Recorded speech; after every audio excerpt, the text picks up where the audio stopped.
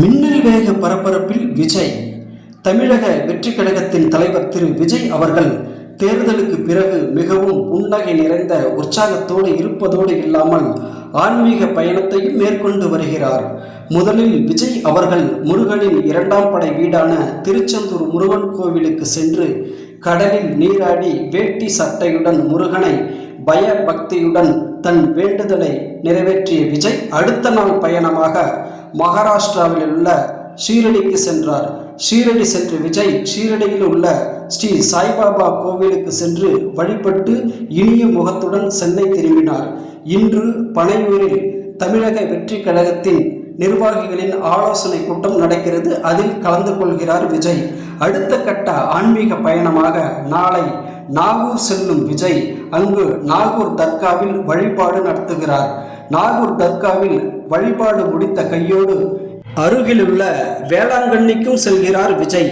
வேளாங்கண்ணிக்கு செல்லும் விஜய் வேளாங்கண்ணி மேரி மாதாவை வழிபாடு செய்துவிட்டு சென்னை திரும்புகிறார்.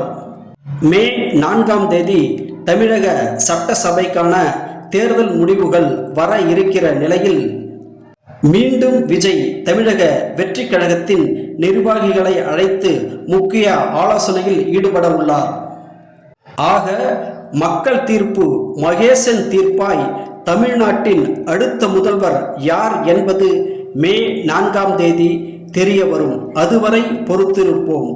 விஜயின் ஆன்மீக பயணம் என்பது தமிழக அரசியல் வட்டாரத்திலும் தமிழக அரசியல் வல்லுநர்களுக்கும் பெரும் புரியாத புதிராகவே உள்ளது. பார்ப்போம் அடுத்து என்ன நடக்கப் போகிறது. மீண்டும் அடுத்த பதிவில் உங்களை சந்திக்கும் வரை உங்களிடமிருந்து விடைபெறுவது கவிஞர் குடந்தை எஸ். சிவராஜ். நன்றி, வணக்கம். மின்னல் வேக பரபரப்பில் விஜய். தமிழக வெற்றிக் கழகத்தின் தலைவர் திரு விஜய் அவர்கள் தேர்தலுக்கு பிறகு மிகவும் புன்னகை நிறைந்த உற்சாகத்தோடு இருப்பதோடு இல்லாமல் ஆன்மீக பயணத்தையும் மேற்கொண்டு வருகிறார். முதலில் விஜய் அவர்கள் முருகனின் 2ஆம் படை வீடான திருச்செந்தூர் முருகன் கோவிலுக்கு சென்று கடலில் நீராடி வேட்டி சட்டையுடன் முருகனை பயபக்தியுடன் தன் வேண்டுதலை நிறைவேற்றிய விஜய் அடுத்த நாள் பயணமாக மகாராஷ்டிராவில் உள்ள ஷீரடிக்கு சென்றார். ஷீரடி சென்ற விஜய் ஷீரடியில் உள்ள ஸ்ரீ சாய்பாபா கோவிலுக்கு சென்று வழிபட்டு இனிய முகத்துடன் சென்னை திரும்பினார். இன்று பனையூரில் தமிழக வெற்றிக் கழகத்தின் நிர்வாகிகளின் ஆலோசனை கூட்டம் நடக்கிறது. அதில் கலந்து கொள்கிறார் விஜய். அடுத்த கட்ட ஆன்மீக பயணமாக நாளை நாகூர் செல்லும் விஜய் அங்கு நாகூர் தர்காவில் வழிபாடு நடத்துகிறார். நாகூர் தர்காவில் வழிபாடு முடித்த கையோடு அருகிலுள்ள வேளாங்கண்ணிக்கும் செல்கிறார் விஜய். வேளாங்கண்ணிக்கு செல்லும் விஜய் வேளாங்கண்ணி மேரி மாதாவை வழிபாடு செய்துவிட்டு சென்னை திரும்புகிறார். மே 4ஆம் தேதி தமிழக சட்டசபைக்கான தேர்தல் முடிவுகள் வர இருக்கிற நிலையில் மீண்டும் விஜய் தமிழக வெற்றிக் கழகத்தின் நிர்வாகிகளை அழைத்து முக்கிய ஆலோசனையில் ஈடுபட உள்ளார். ஆக மக்கள் தீர்ப்பு மகேசன் தீர்ப்பாய் தமிழ்நாட்டின் அடுத்த முதல்வர் யார் என்பது மே 4ஆம் தேதி தெரிய வரும். அதுவரை பொறுத்திருப்போம். விஜயின் ஆன்மீக பயணம் என்பது தமிழக அரசியல் வட்டாரத்திலும் தமிழக அரசியல் வல்லுநர்களுக்கும் பெரும் புரியாத புதிராகவே உள்ளது. பார்ப்போம் அடுத்து என்ன நடக்கப் போகிறது. மீண்டும் அடுத்த பதிவில் உங்களை சந்திக்கும் வரை உங்களிடமிருந்து விடைபெறுவது கவிஞர் குடந்தை எஸ். சிவராஜ். நன்றி, வணக்கம். மின்னல் வேக பரபரப்பில் விஜய். தமிழக வெற்றிக் கழகத்தின் தலைவர் திரு விஜய் அவர்கள் தேர்தலுக்கு பிறகு மிகவும் புன்னகை நிறைந்த உற்சாகத்தோடு இருப்பதோடு இல்லாமல் ஆன்மீக பயணத்தையும் மேற்கொண்டு வருகிறார்.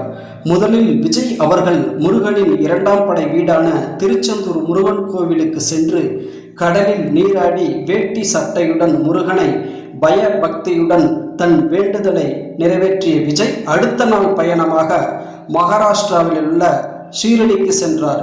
ஷீரடி சென்ற விஜய் ஷீரடியில் உள்ள ஸ்ரீ சாய்பாபா கோவிலுக்கு சென்று வழிபட்டு இனிய முகத்துடன் சென்னை திரும்பினார்.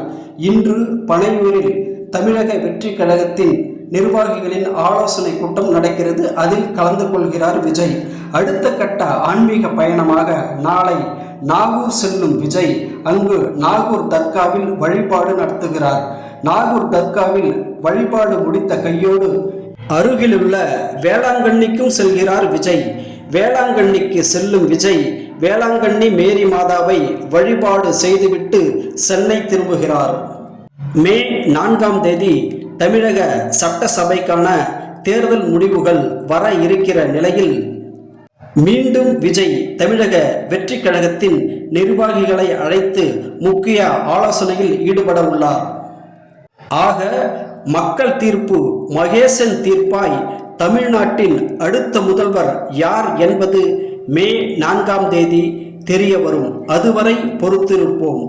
விஜயின் ஆன்மீக பயணம் என்பது தமிழக அரசியல் வட்டாரத்திலும் தமிழக அரசியல் வல்லுநர்களுக்கும் பெரும் புரியாத புதிராகவே உள்ளது. பார்ப்போம் அடுத்து என்ன நடக்கப் போகிறது.